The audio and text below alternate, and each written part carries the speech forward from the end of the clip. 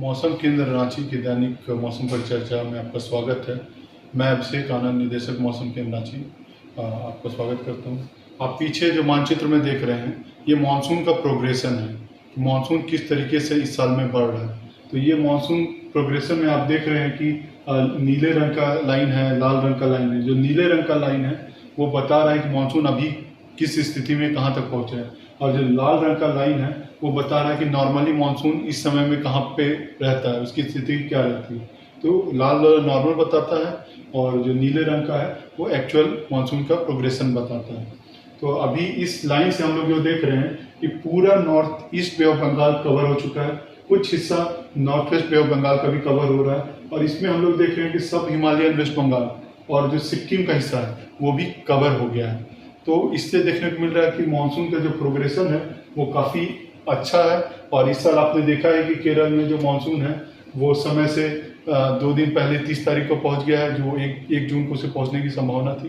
तो मानसून का प्रोग्रेशन काफ़ी अच्छा देखने को मिल रहा है, और आने वाले दिनों में भी north west Bay of Bengal में इसके प्रोग्रेशन की अच्छी संभावना आने वाले दिनों में बनती हुई दिख रही है।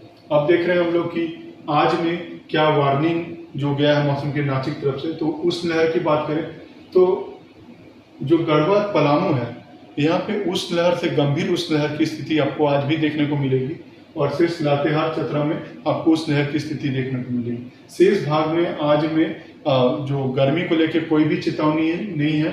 और जैसे कि हमने पूर्वानुमान में पहले भी बताया था कि 31 तारीख से जो शेष इलाकों में पारा आपको गिरने वाला है, तो 2 से 5 डिग्री तक पारा गिरा है, जिससे लोगों को थोड़ी राहत जरूर आज में देखने को मिली होगी। और ये स्थिति अगले आने वाले जो 3-4 दिन है उससे में देखने को मिलेगी, और जिसमें कि कल में अगर बात करें तो 1 तारीख में सिर्फ गढ़वा पलामू में ही आपको उस लहर की स्थिति देखने को मिलेगी।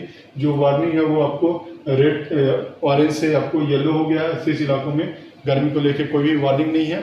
थोड़ा बहुत ह्यूमिडिटी वाली गर्मी आपको हल्की फुल्की संथाल के एरिया में देखने को मिल सकती है, जहाँ की कल थोड़ी बहुत सेकेंड हाफ में कुछ हल्की बारिश की संभावना जताई जा रही है। और बात करते हैं कि थंडरस्टॉर्म लाइटनिंग की, तो आने वाले जो 3 दिन है, मतलब 31 आज का दिन और 1 और 2, ये 3 दिनों में जो थंडरस्टॉर्म लाइटनिंग है, आप देख रहे हैं कि पूरा ईस्टर्न पोर्शन के साथ में जो मध्य और दक्षिणी पोर्शन है वहाँ पे थंडरस्टॉर्म लाइटनिंग के अच्छे चांसेस बन रहे हैं। थोड़ा मॉइस्चर आ रहा है, जो गर्मी था जिसके कारण से अच्छे थंडर क्लाउड बन रहे हैं, और थंडरस्टॉर्म लाइटनिंग के चांसेस थोड़े से बढ़ रहे हैं।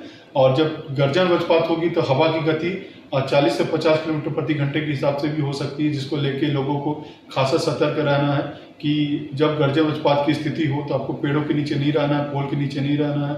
इलेक्ट्रिकल और इलेक्ट्रॉनिक डिवाइस बहुत सतर्कता के साथ आपको उपयोग में लाना है। और इधर में जो पीले रंग में देख रहे हैं वहाँ पे जो हवा की स्थिति है वो गर्जन वज्रपात के समय 30 से 40 किलोमीटर प्रति घंटे के हिसाब से चलने की संभावना जताई जा रही है। तो जो रेनफॉल है वो स्कैटर्ड है, मतलब कुछ कुछ इलाकों में। और थंडरस्टॉर्म का जो बारिश होता है ऐसा नहीं होता कि पूरे जिला में एक साथ हो रहा है, ये सारे जिला में बारिश एक साथ हो रहा है, ऐसा नहीं होगा। ये जो थंडर क्लाउड जहाँ बनता है और उसका मूवमेंट है उसके हिसाब से होता है। तो कई बार एक ही जिला के कुछ हिस्सों में बारिश हो रही होती है, कुछ हिस्सों में सिर्फ बादल होते हैं, बारिश नहीं हो रही होती है।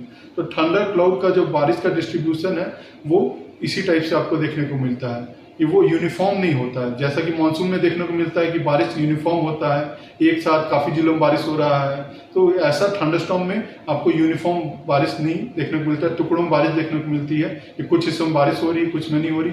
जब तक बड़ा थंडर क्लाउड नहीं बनता है या स्क्वॉल लाइन नहीं बनता है जुड़ा हुआ थंडर क्लाउड, तब तक पूरे जिलों में एक साथ में बारिश नहीं देखने को मिलती है।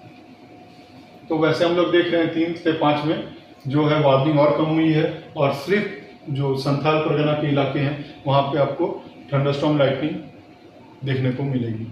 और हीट वेव की जो स्थिति है पलामू संभाग में अभी भी देखने को मिलेगी, और कुछ हिस्सों में आपको थोड़ा सा हॉट एंड ह्यूमिड भी देखने को मिल सकता है, जिससे आपको लापरवाही एकदम नहीं बरतनी, सावधानी के साथ में आपको अपना काम करना है।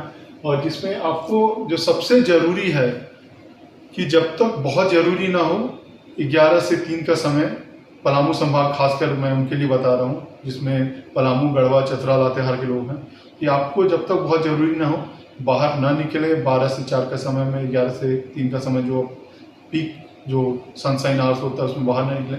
निकलना ज़रूरी भी हो तो आप अपने आप को हाइड्रेटेड रखें, पानी पीते रहें। ORS का घोल अपने साथ में रख सकते हैं। टोपी है, गमछा है, हेड गियर है, आप छाता है, इसका इस्तेमाल कर सकते हैं। और जो खान पीन है उसका भी खास ध्यान रखना है। बहुत ज़्यादा प्रोटीन रिच फूड नहीं खाना है, खाली पेट बाहर नहीं निकलना है। तो बेसिक सावधानी अगर आप करेंगे तो उससे आप उस नहर से बच सकते हैं। जो देसी पेय है, अमझोरा है, सत्तू है, लस्सी है, तो इस टाइप का जो देसी पेय है उसका इस्तेमाल ज़्यादा कर सकते हैं। तो उन सब उपायों से आप थोड़ा सा हीट स्ट्रोक से बच सकते हैं। हीट वेव से थोड़ा सा बचाव आपका हो सकता है। और अपना इस जो चेतावनी है उसको खास ध्यान रखते हुए अपना खास ख्याल रखें। धन्यवाद, नमस्कार।